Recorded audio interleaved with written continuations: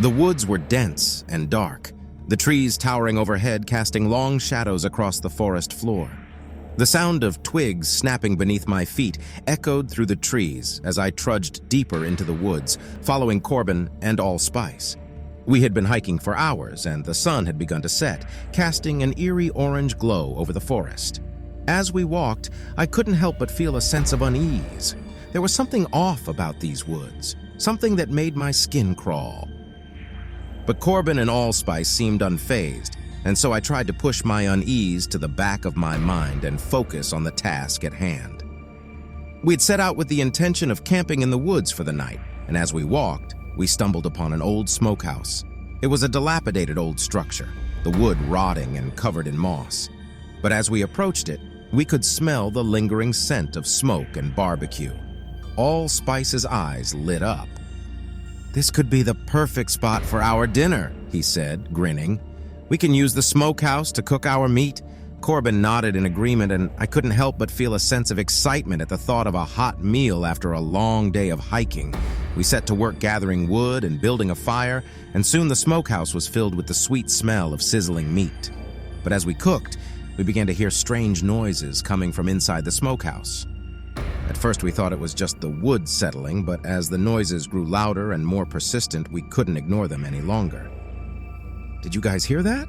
I asked, my voice barely above a whisper. Allspice chuckled nervously. "It's probably just the wind," he said, trying to mask his own unease. But as the noises continued, we knew something was wrong. Corbin grabbed a flashlight and cautiously approached the smokehouse. He pushed the door open slowly, and we peered inside. What we saw made our blood run cold. The smokehouse was filled with carcasses, the meat hanging from hooks on the walls. But it wasn't just any meat.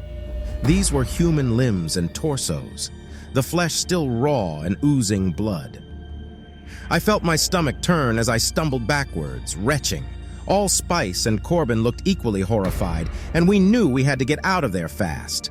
As we stumbled through the woods, trying to put as much distance between ourselves and the smokehouse as possible, I couldn't help but feel a sense of dread.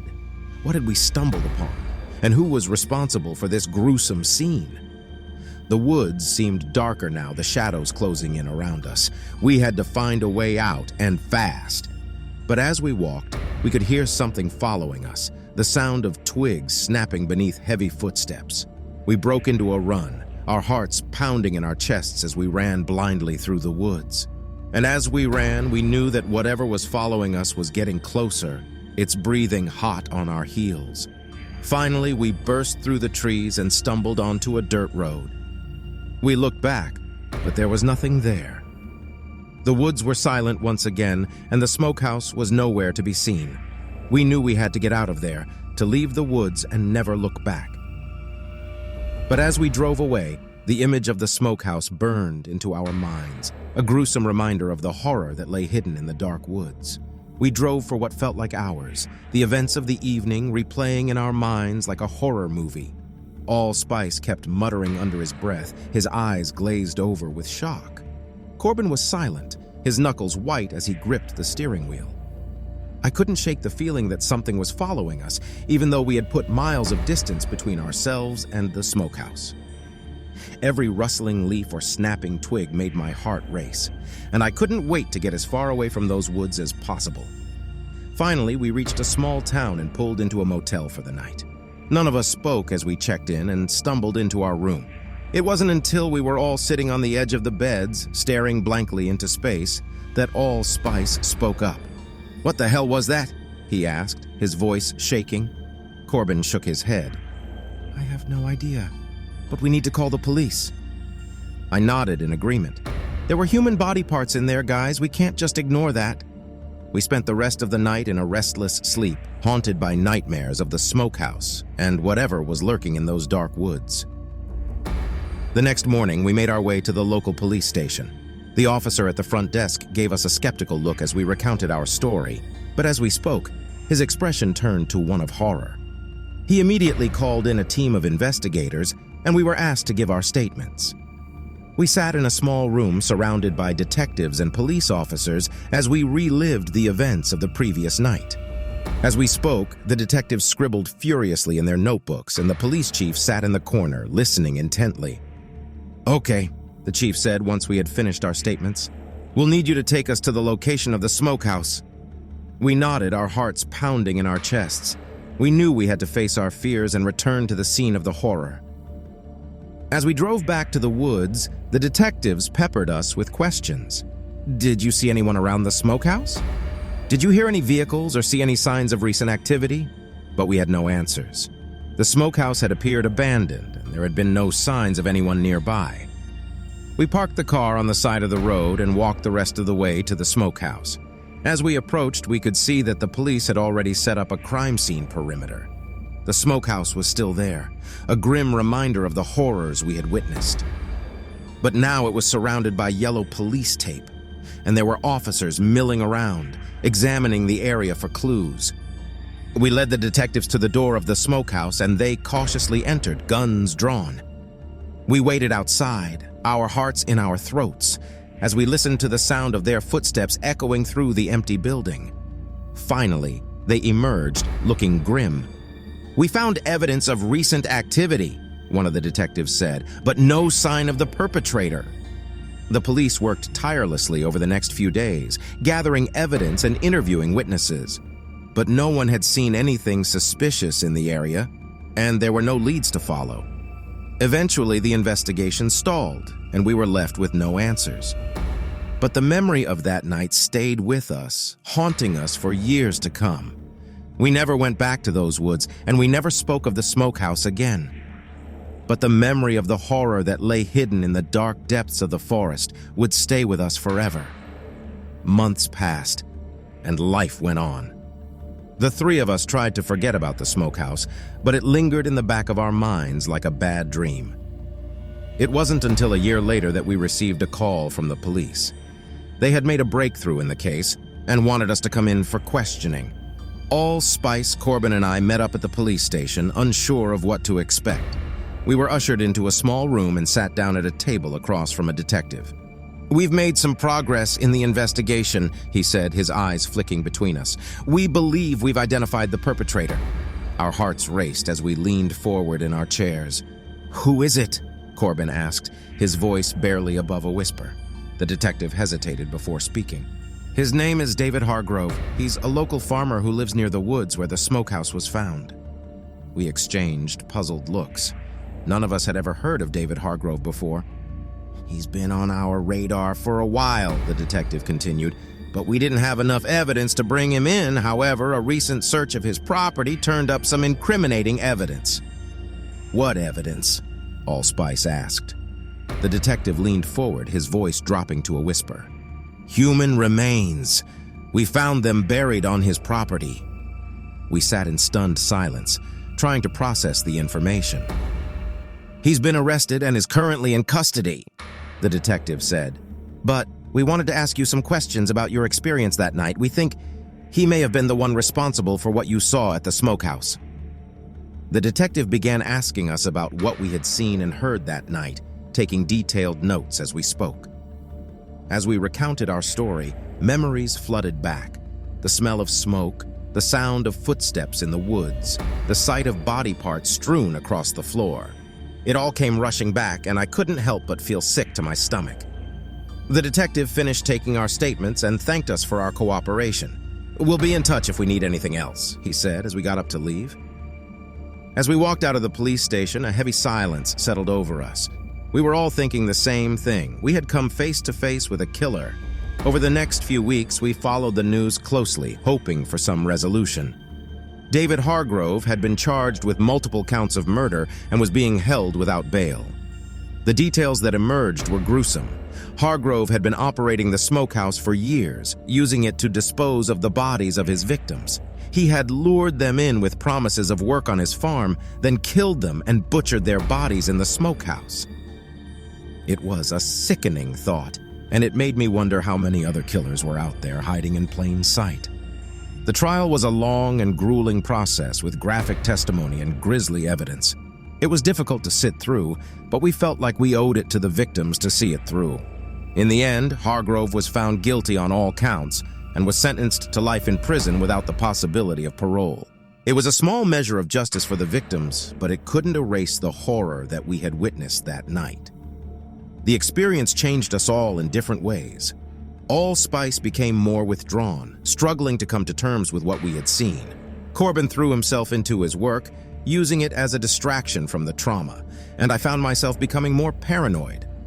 As the weeks went by, I tried to settle back into my normal routine. I went to work, spent time with friends, and tried to put the memories of the smokehouse behind me. But the events of that night had left a mark on me, and I found myself constantly looking over my shoulder, convinced that someone was following me. One day as I was leaving work, I noticed a dark sedan parked across the street. It seemed out of place in the mostly empty parking lot, and something about it made me uneasy. I quickened my pace and fumbled for my keys, trying to get to my car as quickly as possible. As I pulled out of the lot, I saw the sedan pull out behind me. My heart raced as I tried to shake the feeling that I was being followed, but every turn I took, the sedan stayed right behind me. I started to panic as I realized that I had no idea who was following me or what they wanted. I made a snap decision and took a sharp turn down a side street, hoping to lose the car that was tailing me. I drove around for a while, taking random turns and trying to shake the car behind me, but it seemed to be glued to my tail. Finally, I saw a police car up ahead and I pulled over, hoping that the sedan would pass me by. To my relief, the sedan kept driving, and I let out a shaky breath. But my relief was short-lived when I realized that I was shaking all over and my heart was pounding in my chest. I knew that I couldn't keep living my life like this, always looking over my shoulder and feeling like someone was watching me. I decided to seek out a therapist, hoping that they could help me deal with the trauma of the smokehouse and the fear that it had instilled in me. I found a therapist who specialized in trauma and anxiety disorders, and I scheduled my first appointment. Over the next few weeks, I started to work through my issues with my therapist. We talked about the events of the night at the smokehouse, and she helped me process my feelings of fear and anxiety. She gave me coping strategies to deal with my fear of being followed, and she taught me how to recognize and challenge my negative thought patterns. As I worked through my issues with my therapist, I began to feel more in control of my life. I stopped constantly looking over my shoulder and started to enjoy the small moments of joy in my life. I spent more time with my friends and family, and I felt more confident in my ability to handle difficult situations. But just when I thought that I had put the events of the smokehouse behind me, I received a phone call that turned my world upside down. It was Allspice, and he sounded panicked. "They found me," he said, his voice shaking. "They know what we saw that night." As soon as I heard those words, my heart sank. I had thought that I was finally moving on from the events of that terrifying night, but now it seemed that they were coming back to haunt me once again. "Allspice, what do you mean? Who found you?" I asked, my voice trembling. "I don't know, man, but someone came to my apartment and left a message. They know about the smokehouse, and they know that we were there that night," Allspice replied. I felt a cold sweat break out on my forehead. We had always known that there was a risk involved in what we did that night, but I had never imagined that it would come back to haunt us in this way. "Allspice, listen to me. We need to be careful. We don't know who these people are or what they want, but we need to stay one step ahead of them. Meet me at our old spot in the park tomorrow. We'll talk more then," I said, trying to keep my voice calm. "Okay, man, I'll be there, but what are we going to do? We can't just sit around and wait for them to come after us," Allspice said, his voice full of fear. "I know. We'll figure something out. But for now, just be careful and don't tell anyone about this. We don't know who we can trust," I replied. After I hung up the phone, I sat in my living room for a long time, trying to process what had just happened. It felt like a nightmare come to life, and I didn't know how to protect myself or the people that I cared about.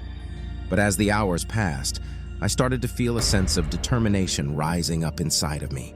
I had faced my fears before, and I knew that I could do it again. I would do whatever it took to keep myself and the people that I loved safe from harm. The next day, I met Allspice in the park, and we talked for hours about what we should do. We came up with a plan to stay in contact with each other and to keep a low profile, avoiding any places or people that might be connected to the events of the smokehouse. Over the next few weeks, we continued to live in fear, never sure when or where the people who were after us might strike. But we also continued to work with our therapists, learning how to manage our anxiety and fear in healthy ways.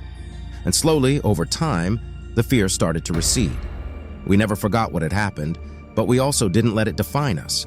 We lived our lives, took risks, and pursued our dreams, knowing that we had the strength and resilience to overcome whatever challenges might come our way. In the end, the events of that night at the Smokehouse had taught me something important. They had shown me that no matter how scared or uncertain I might feel, I had the power to face my fears and come out stronger on the other side, and that was a lesson that I would never forget.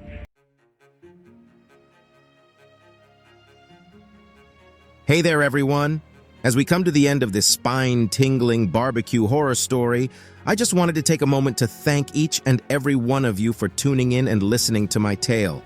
Your support and attention mean a lot to me, and I'm glad that I could share this story with all of you. I hope it left you feeling a bit scared and on edge, but also entertained and engaged. I also want to remind you all to be careful and aware of your surroundings, even in places that you might consider safe and familiar.